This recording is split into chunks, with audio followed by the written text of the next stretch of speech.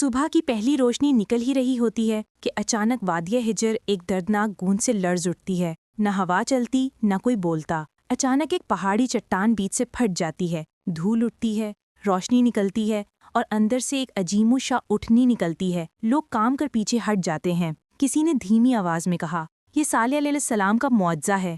قومیں آج جب اپنے غرور اور ظلم کی وجہ سے ہلاک ہوئیں تو ان کے درمیان چند مومن لوگ جنہوں نے حضرت ہود علیہ السلام کی بات مانی، اللہ نے انہیں بچا لیا۔ عذاب کے بعد ہوا بالکل خاموش تھی، وادیوں میں صرف ٹوٹے ہوئے گھر اور ہوا میں عذاب کا دھواں۔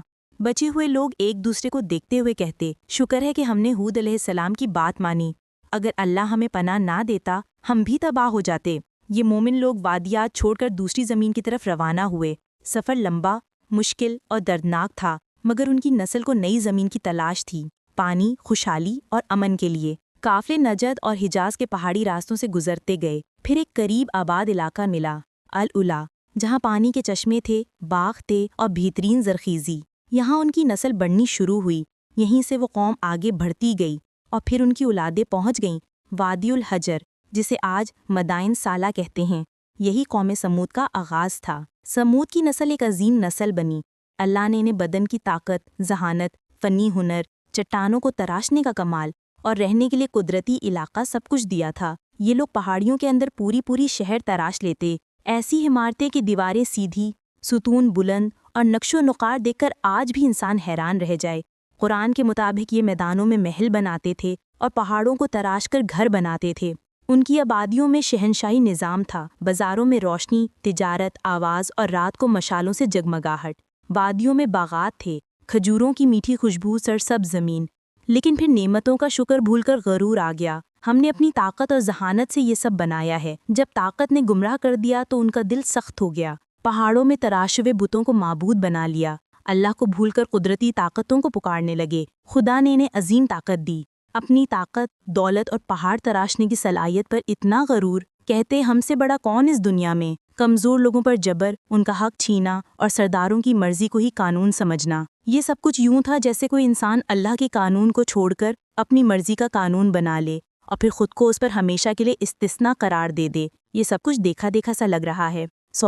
قوم سمود میں فساد، بے حیائی اور گناہ عام تھا۔ ان کا جملہ مشہور تھا، ہم پہاڑ تراش کر گھر بنا لیتے ہیں، ہمارے سامنے کون ٹک پائے گا۔ وہ نعمتوں کو اپنی طاقت سمجھنے لگے، یہ بھول گئے کہ اللہ ہی دیتا ہے، اللہ ہی چھین لیتا ہے۔ اسی وادی میں ایک معزز خاندان عبید بن مس کے گھر ایک نورانی بچہ پیدا ہوا، صالح علیہ السلام۔ بچپن سے ہی نرمی، حکمت، نور، سوچ کی گہرائی، حق کی طرف دل کا میل، سب کچھ ان میں نمایاں تھا۔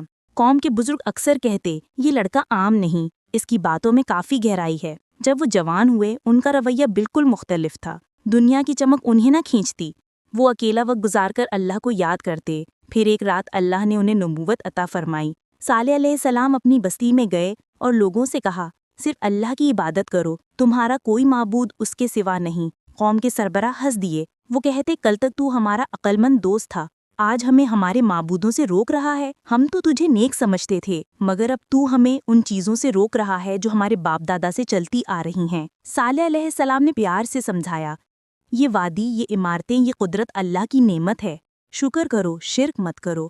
مگر قوم کا جواب تھا، بے ثبوت باتیں نہ کرو، اگر تم سچے نبی ہو تو نشانی دکھاؤ۔ سربراہوں نے کہا، اس پہاڑی چٹان کے اندر سے ایک زندہ اونٹنی نکل کر دکھاؤ، تب ہم مانیں گے۔ صالح علیہ السلام ان لوگوں کے ساتھ اس پہاڑی کے پاس گئے اور اللہ سے دعا کی، یا رب تو گواہ ہے، اپنی نشانی ظاہر فرما۔ پھر ایک لمحہ وادی کا رنگ بدل گیا، پہاڑ بیچ سے پھٹ گیا، روشنی کی لہر نے سب کچھ چونکا دیا اور پھر ایک عظیم اٹھنی چٹان سے نکل آئی۔ وہ عام اٹھنی نہیں تھی، قرآن میں اسے ناقۃ اللہ یعنی اللہ کی اونٹنی اور آیت ایک نشانی کہا گیا۔ اس کی ہیبت، اس کی عظمت، قوم کی آنکھوں نے پہلی دفعہ کچھ ایسا دیکھا تھا۔ معجزہ یہیں رکتا نہیں تھا، اونٹنی وادی کے کنواں سے پورا دن پانی پیتی تھی اور پورا کنواں خالی ہو جاتا تھا۔ لوگ پریشان ہو جاتے، کنواں کا سارا پانی ختم ہو گیا، مگر اللہ نے اس کا معاوضہ بھی دیا تھا۔ اگلا دن پوری قوم اس کے دودھ سے سیراب ہوتی تھی، اتنا دودھ کہ ہر گھر، ہر جانور، ہر بچہ، سب کی ضرورت پوری ہوتی۔ ایک دن اٹھنی کنویں سے پانی پیے گی تو اس دن کوئی بھی اس کنویں سے پانی نہیں پائے گا، اور اگلے دن تم سب کنویں سے پانی پی سکتے ہو، یعنی ایک دن اٹھنی کا اور اگلے دن لوگوں کا۔ مگر قوم نے اس امتحان کو بھی برداشت نہ کیا۔ سربراہ کہتے ہماری آزادی چھین لی گئی ہے، ایک ہوٹنی ہمارے پانی پر حکومت کرے گی۔ ان کا غرور پھر سے ابھر آیا۔ جب کچھ لوگ ایمان لانے لگے، سربراہوں کے چہرے پر حراست اور ہرس کی لال ہوا ابھری۔ انہوں نے کہا اس اوٹنی کی وجہ سے سالے کی عزت بڑھ رہی ہے، اگر ہم نے کچھ نہ کیا قوم اس کے پیچھے چل پڑے گی۔ پھر انہوں نے سازش رچی، اس نشانی کو مٹا دو، سالے کا اثر بھی مٹ جائے گا۔ ایک امیر عورت بولی، جو اس اوٹنی کو مار ڈالے میں اپنی بیٹی کی اس سے شادی کروا دوں گی۔ نوجوان تیار ہو گئے، آج رات یہ اوٹنی نہیں بچے گی۔ اوٹنی جب خوب پانی پیتی ہوئی واپس جا رہی تھی، قاتل پیچھے پیچھے چلے۔ پہلے ایک نے تیر چلایا، اوٹنی کا پاؤں زخمی ہو گیا، پھر سب ٹوٹ پڑے اور ایک حملے میں اس نشانی کو قتل کر دیا۔ قوم چیخ اٹھی، ہم نے اوٹنی کو مار ڈالا، اب سارا پانی ہمارا ہے۔ یہی وہ جرم تھا جس پر عذاب کا وعدہ تھا۔ صالح علیہ السلام آئے، ان کا چہرہ پیلا، آنکھوں میں آنسو۔ خون تم نے کیا ڈار کر ڈالا؟ اللہ کی نشانی کا قتل کیا؟ اب تمہارے پاس صرف 3 دن ہیں۔ عذاب، ہمیں کچھ نظر نہیں آ رہا، مگر پھر عذاب کا کاؤنٹ ڈاؤن شروع ہوا۔ پہلا دن چہرے زرد، دوسرا دن چہرے سرخ، ہوا گرم، آسمان لال، تیسرا دن چہرے سیاہ، وادی میں موت کی بو، ہم سے غلطی ہو گئی۔ اور پھر فجر سے پہلے ہی آسمان لرزا، پہاڑ ہلے، زمین سے خوفناک آواز، اور پھر ایک چیخ، ایسی چیخ کہ دل پھٹ گئے، روحیں جسم سے نکل گئیں۔ قوم کے سب لوگ اپنے گھروں میں الٹے پڑے رہ گئے۔ قرآن میں آیا ہے، ایک چیخ نے انہیں پکڑ لیا، قوم سمود ختم ہو گئی۔ صالح علیہ السلام وادی کے کنارے پر رک کر کہتے، میں نے تمہیں سمجھایا تھا مگر تم نصیحت کو پسند نہیں کرتے تھے۔ میدان صالح آج تک گواہی دیتی ہے کہ جب اللہ کی نشانی کا انکار ہو تو قومیں عمارتوں سے نہیں بچتیں، ایمان سے بچتی ہیں۔ اگر تمہیں یہ قرآنی کہانی پسند آئی ہو تو ویڈیو کو لائک کرو، کامنٹس میں لکھو تم اگلے ایپیسوڈ میں کس قوم کی کہانی دیکھنا چاہتے ہو، اور چینل کو سبسکرائب کرنا مت بھولنا۔